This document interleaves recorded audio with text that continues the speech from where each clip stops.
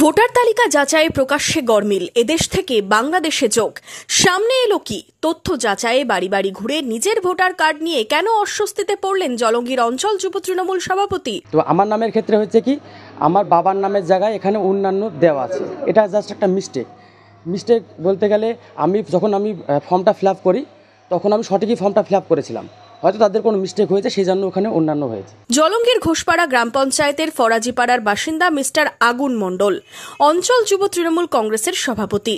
Voter তালিকায় অন্যান্য লেখা নিয়েই হইচই এলাকায়, অস্বস্তিতে স্থানীয় তৃণমূল নেতৃত্ব। ঘোষপাড়া গ্রাম পঞ্চায়েত প্রধান ফিরোজ আলী বলেন, ভোটার লিস্টে দেখছি অন্য লেখা আছে, কিন্তু আদিও ওর বাবার বাড়ি বাংলাদেশ। এখন এখানে শুনলাম এখানে থাকে ওর নানার বাড়িতে। এই ঘটনা প্রকাশ্যে আসতেই উঠেছে সমালোচনার ঝড়। সুর চড়িয়েছেন জলঙ্গি ব্লক কংগ্রেস সভাপতি আব্দুর রাজ্জাক মোল্লা।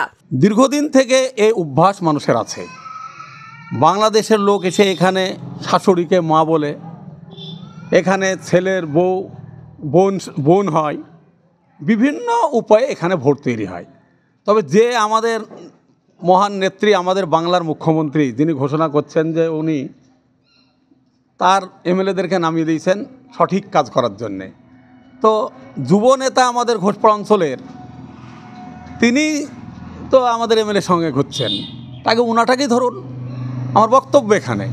যদিও বিরোধীদের অভিযোগ মানতে নারাজ আগুন, তার পাল্টা দাবি, এখানে হচ্ছে Aadhaar card, voter card, PAN card, job card যা লাগছে সব কিছুই আমার আছে।